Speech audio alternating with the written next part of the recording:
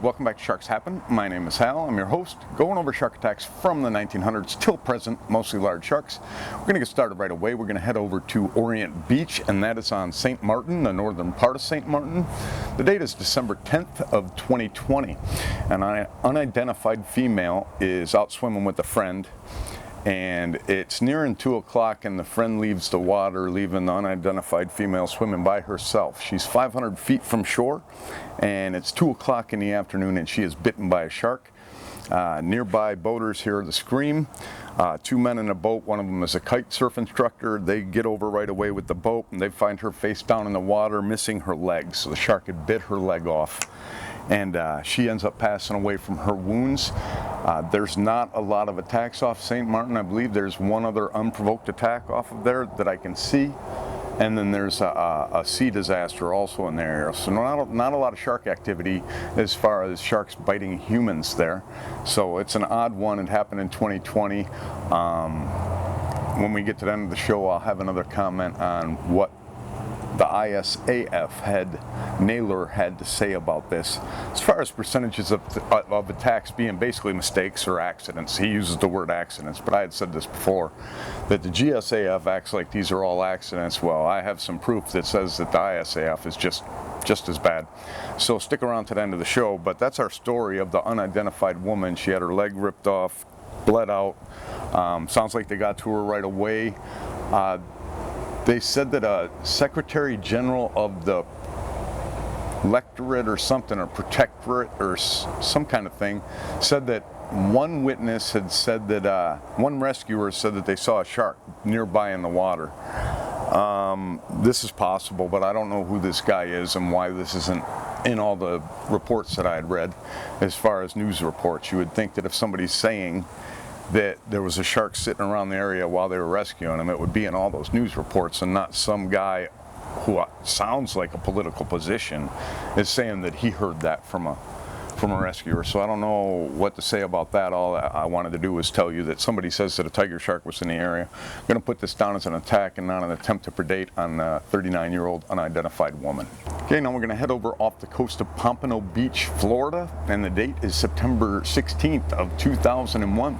Eric Reichardt, he is 42 years old, and he and a friend, Michael Pizzio, they're doing some diving 2 miles off of Pompano Beach. There is the Ronald B. Johnson wreck. It's a shipwreck.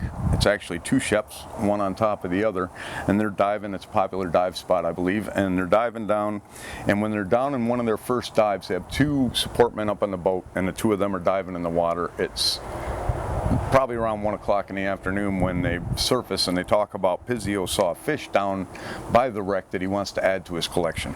So they're going to make another dive down to the wreck, and Michael Pizzio wants to get this fish.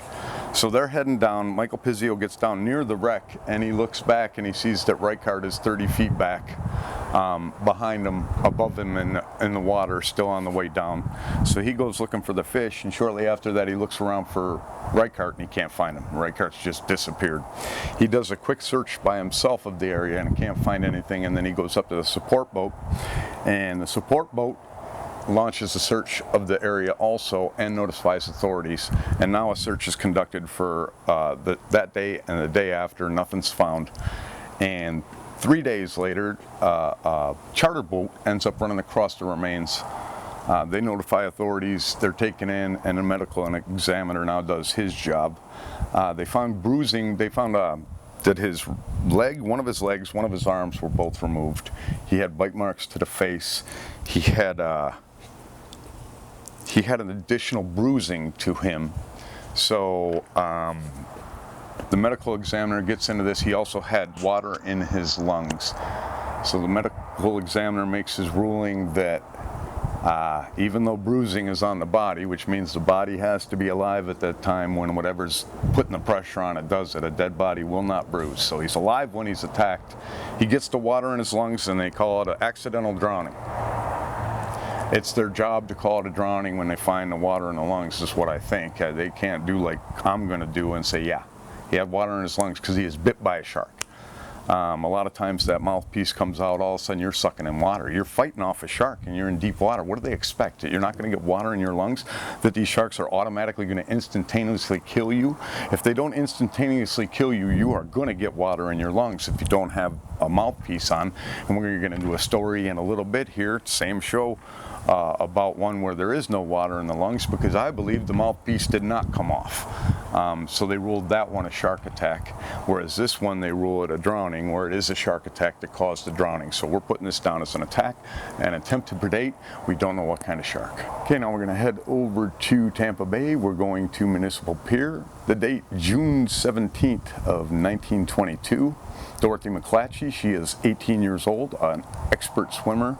She is swimming with a friend, Mary Buhner, and they're swimming from the pier, from Municipal Pier in Tampa Bay, all the way out a mile from shore.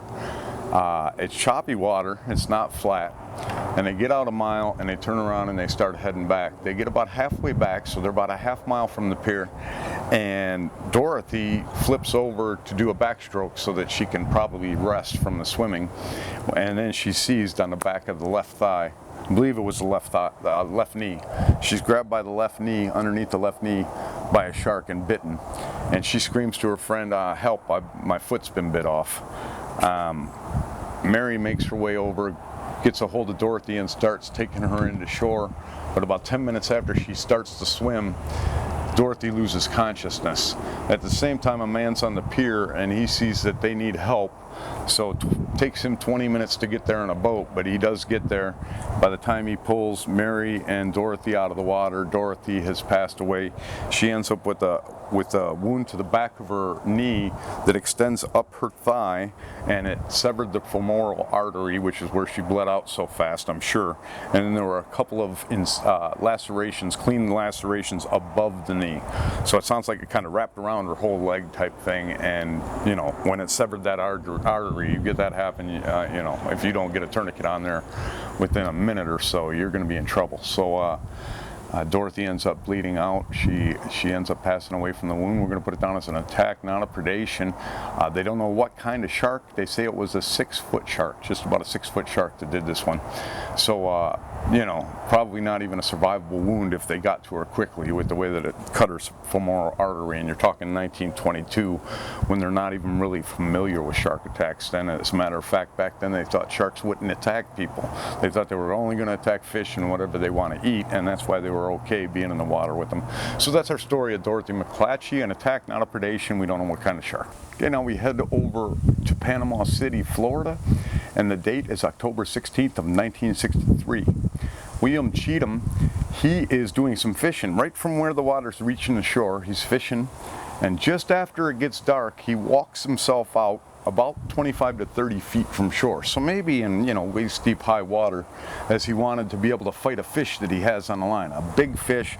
So he walks his way just after dark, 25 to 30 feet from the water. And at the time, he could see dozens of porpoises in the area. They're just swimming around just 100 yards from where he's fishing. He's going ahead and he keeps reeling this thing in, and suddenly the line goes slack. And moments after that line went slack, he felt a bump to the back of his leg, and he moved his leg, and right when he moved his leg, the calf was grabbed by the shark, and the shark just started shaking, and he said, like trying to take off his calf. So it knocked him down into the water, and he was somehow able to remove his leg. So he was probably able to remove his leg at the exact point the shark was going to repurchase it, and he got it out, and he was going to get back up, and the shark came and charged him and rammed him and hit him in the hip, knocking him back down under the water. So William, not wanting to get those teeth in him, does what we've heard a lot of other people, well, a few other people do, and he wrapped his arm around underneath the pectoral fin and above the dorsal fin. So he has it by the middle of the body, and he can't fit his hands around the shark. And now the shark starts trying to throw him off, does a couple moves to try to throw him off, and then does a big blast of a surge that knocks him right off its back. But he's still in shallow water, so William gets up, and now he's running to shore. And the shark, he turns around to look, and the shark has pretty much beats itself in the shallows, following him in. It doesn't say what kind of shark. I'd imagine this is a great white, could be a tiger, but sounds like a great white that needed to feed to me. I'm going to put this down as an attack and attempt to predate, even though that he barely had many wounds. He had the wound to his calf where he was initially bitten. He had bruising and swelling where he was bumped, and then he also had bruising and swelling from bruising and swelling to his foot below where his calf was bit, so it's kind of squeezing this with gums probably on the outside of the mouth. So he has bruising and he has lacerations to his calf, but he doesn't have removal of flesh. And you know, it's kind of strange, his last name is Cheatham, because he really did cheat him that time. That shark definitely wanted to take him out to sea, and he was able to fight it off and then hang on to it and do what he had to do. But all this is when it's dark out. I mean, it's bad enough to have that happen when it's daytime, but ooh, when you can't really see well, that's just creepier. So that's our story of William Cheatham, and we're going to put it down, like I said, attack and a predation. We don't know by what kind of shark. To finish out our unprovoked attacks, we're going to head over to Guadalcanal. We don't have a date on this. This comes out of that new shark attack book that I had talked about last week. I did go through the attack files, and I did find out that C, who we went over with the 4-foot shark that jumped in the boat, that is that 4-foot fatality on record that I thought that it was the only one it could be. I found 2 of them. One was open ocean, and that's the open ocean one. So I was able to track that down. Now this one here, it seems that it's not in the records, unless it's another name that kind of has a different thing to where he swam to the shore. This guy did not swim to shore, so I don't see this individual attack on the records. I already looked for it. At least I checked Guadalcanal. Now I'm going to have to check a wider search to try to locate which attack this actually is. But the gentleman ends up in the water. It's nighttime, and he grabs onto 2 ammo cans, so I think it might be the one that I'm thinking of. So his ship obviously went down. You're hanging on to ammo cans. That's like with the Indy going down, they were all hanging on to ammo cans. They're big ammunition, big aluminum cylinders that'll hold air that you can hold on to and float with. So he floated throughout the night with this, and in the daytime, as it just gets daytime, he's feeling good. He's sitting there, and all of a sudden he feels a tingling sensation to his foot, which he finds odd, so he lifts his foot up out of the water, and he's got blood gushing out of his foot. And he looks over to the side, and he says he sees a great brown fish swimming away. So we're in the open ocean. He's bitten the foot, and he sees the fish swimming away, and he says it's brown. I said, this is 100% an oceanic whitetip that got a hold of it, and it seems to have almost severed his foot with his big toe with the first bite. So the shark swims off about 20 yards, and then it swims side to side for minutes, slowly side to side, and then it gets to his left side as he says he's laying flat on the water so that he's not an up-down target, and the shark goes around to his left side eventually and makes a straight shot at him. Not fast. It's not something like you would imagine with a great white. This thing's just coming slow and steady in on him, and when it gets close to him, he starts thrashing and splashing, and it turns and veers away and swims back out to 20 feet, and now it swims back and forth. Here it comes again now. Comes around to his left side. We had a commenter in our community that brought that up, a left side attack. I had never thought left, right, and here I come across this story, but this shark goes around to his left and starts coming in again, and he's waiting on it, and as soon as it gets close, he bashes it in the head about 3 or 4 times, and the shark drops under the water and swims back out to its distance and starts swimming back and forth. Now he realizes a chunk of his hand is gone. He lost a chunk of his hand in that hitting. So now he's got his foot bleeding, and he's got this chunk of his hand gone, and that fish is still swimming back and forth 20 yards away. Again, it comes in at his left side. It only tried to get him, he says, from underneath twice. So he wasn't bothered from underneath, and he was laying flat on the water so that it wouldn't go down underneath. Well, it came at him again from the side, and this time he goes ahead and he punched it, and he hit it in the eye and in the gills, and the shark again dropped and went off, but he again lost a chunk of his arm on this one. So now he's lost part of it. His foot is bleeding. His right hand has a chunk out of it, and his left arm has a chunk out of it. Now he's sitting there, and the shark is swimming back and forth, and it starts coming in on him again, and he's able to get the shark from hitting him that time, and now a ship is arriving. The ship went down, ship's coming to rescue people, and the ship arrives, and he takes his mind off the shark long enough to wave at the people, and at the people on the boat, and they start coming over, and at that time the shark bites down on his thigh to the bone, right down to the bone on his thigh. So now on the ship, they start shooting at the shark. Well, he's right next to the shark, and he's yelling at him, "Stop shooting! You're gonna shoot me!" So they end up saving this guy. He survives. He ends up with his big toe hanging off of it. I believe it's his left foot. Big toe's just hanging there barely on. I think that's the initial bite. He's got a chunk out of his right hand. He's got a chunk out of his left thigh. Out of his left arm. One of his thighs has been bitten down to the bone, and he's missing a piece of one of his heels. I think his right heel. So he was bit 6-7 times by this shark, and he still survives this thing. We're going to put this down as an attack, an attempt to predate, and I'd like to say an oceanic white tip. I'd like to hear that there was white on it, but I've watched videos of these white tips. They don't all have white on their tips. Some of them are just brown sharks. Some of them look gray. Some of them don't even look. So I'm thinking those are oceanic white tips that just have a different hue to them. I don't think they're a different shark. The dorsals are the same shape and everything. I didn't realize oceanic white tips didn't all have that white on their dorsal, but they don't. I'd say quite a few of them don't. You could probably just pull up a clip, go ahead and Google YouTube a clip of a bunch of oceanic white tips, and you'll probably see a numerous little, this one has white tip on it, it's brown. This one has a white tip on it, it looks gray. This one has no white tip at all, and it's brown. And so I think this was a white tip, but we're not going to put it down as that. We're going to put it down as an attack and an attempt to predate. Okay, now before we get into the end of the show, which is today is going to be What Were You Thinking? We're going to get into a couple things real quick, yeah. Okay, the shark shooting deal down up from here in Jupiter, Florida. I looked into that last year. They had the same thing going on. It looks like cancellations once attention was brought to it. This year I don't think they canceled it. It sounds like the organizer for this thing, he's an ex-cop. I don't think he's going to back down to pressure from anybody that doesn't want this happening. And he has some things to fall back on as far as they have rigid guidelines for how you can take these sharks, which sharks you can take. You can't take the sharks that would struggle if they lose sharks. Somebody brought up tigers don't have many babies. That's true. That's one of the sharks that are not allowed to kill in this competition. The problem is with the tiger, all these sharks, when you catch them and you bring them up, usually they'll wear themselves out before you'll be able to get them up to the boat.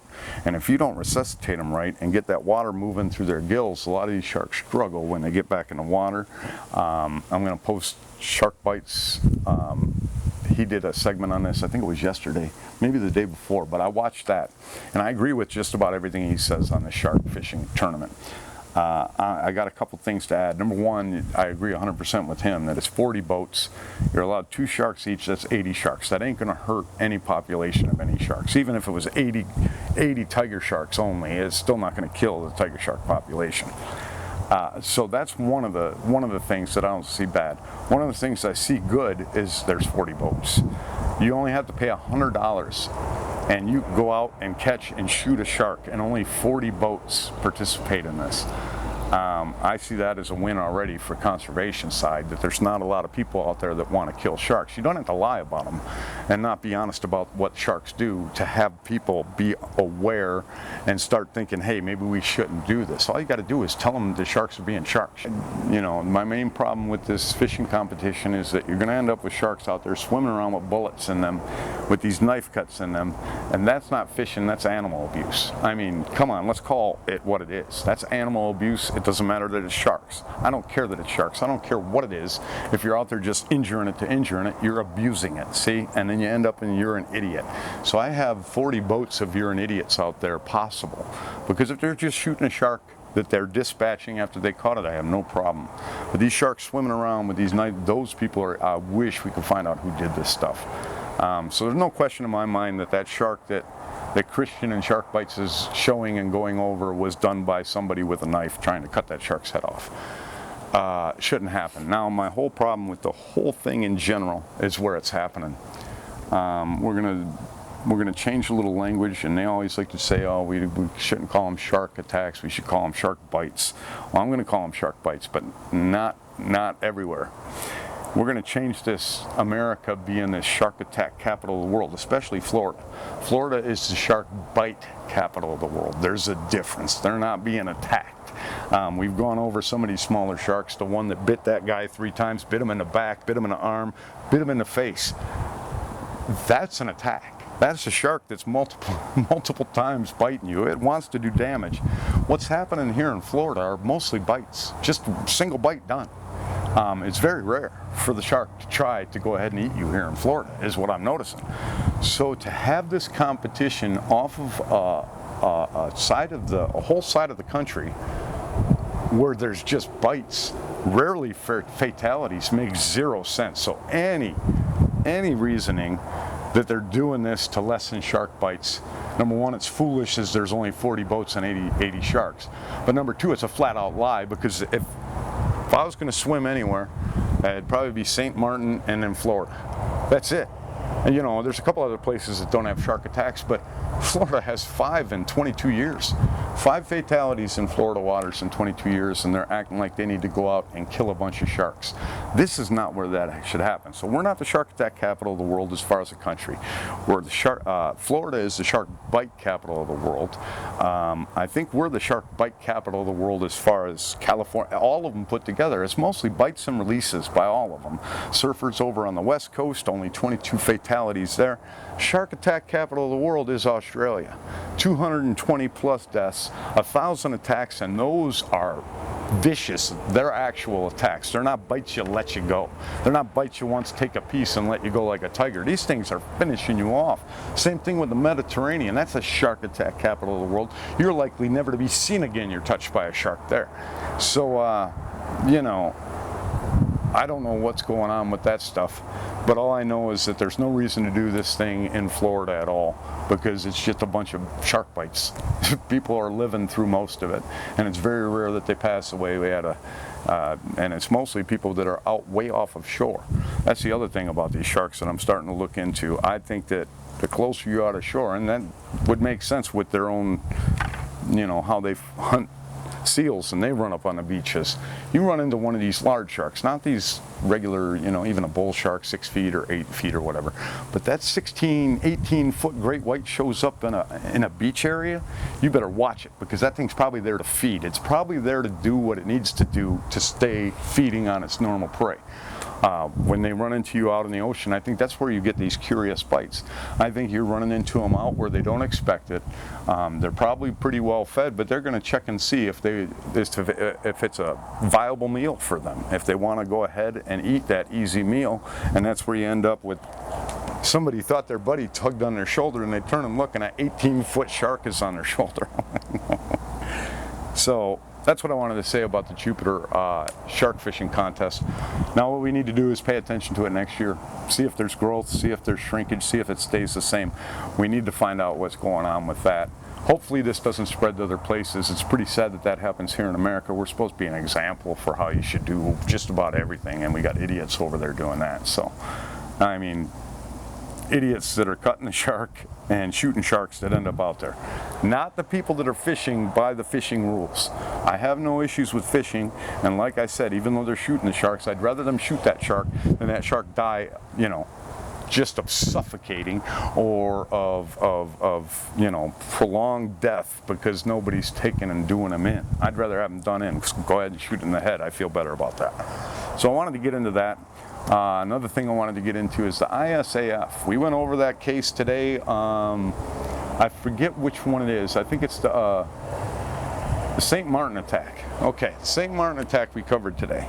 If you Google just about any news story that came out on that attack, they're going to quote this new guy that took over for Burgess at the ISAF. I've laid off the ISAF. I've started worrying big time that they are no better than the GSAF, and now I've got it all in just one statement. I'm reading through this, and again, it broke my brain. I'm reading through this whole thing, and it talks about how rare shark attacks are in St. Martin. That's totally true. And then it gets to this other statement, and he says, and 95% of all shark attacks are accidents. This is what Naylor of the garbage ISAF has just told everybody back in 2020 on an attack in St. Martin is that 95% of all shark attacks are accidents. He is a liar. I mean, I'm not even going to give him the benefit of the doubt. He's lying through his teeth. He should know better. Now, I will say they might as well have put that lionfish expert that went ahead and overruled the Coast Guard in that finding the scene of the diver's equipment. You know, that guy that's an expert in his invasive species of fish goes ahead and overrules a shark attack scene. They might as well put him in charge of the ISAF, because that's basically what this Naylor guy is. He is not a shark attack expert. Okay, now we're going to do What Were You Thinking? And I'm not even going to set up the time or the place. Everybody has probably seen this. 2002 Eric Ritter. I believe it was April of 2002. Eric Ritter was standing there, and he was probably filming for the Shark Week that we saw this attack all on. He's standing there talking with another person, and they're standing in the water. Behind them is at least 100 bull shark pups, wriggling, wrapping all over. I mean, they're all over each other, right behind this guy. He's sitting there talking away. All of a sudden, a shark comes up, grabs onto that thigh, and onto his calf, and removes a large chunk of it like that, like it's butter, just gone. And now they got to take this guy in. And it makes me think of the guy that we covered in the What Were You Thinking, where he was petting the sharks. And he said that, you know, those lemon sharks were so nice, and he's petting this one over here, and a rogue one came over from the side and bit him. I'm wondering if Eric Ritter thought that was a rogue shark, because, you know, there is no rogue shark. I don't believe in rogue shark theories. I don't believe sharks get taste of humans. I don't believe in any of that. So I wanted to go over Eric Ritter real quick. Everybody keeps bringing him up, but I just figured that we'd throw him in as What Were You Thinking? Standing there just feet away from a swarm of bull shark pups. And I mean, sharks, when they're older, I give them the benefit of the doubt. They got some intelligence. They're making a decision. When they're that young, they're animalistic as could be. What are you thinking? You don't do that. So that's our show for today. I hope you enjoyed the show. I hope you'll be back in a few more days for another show of attacks. But until then, remember, if you go into that water, you are much more afraid of those sharks than they are of you.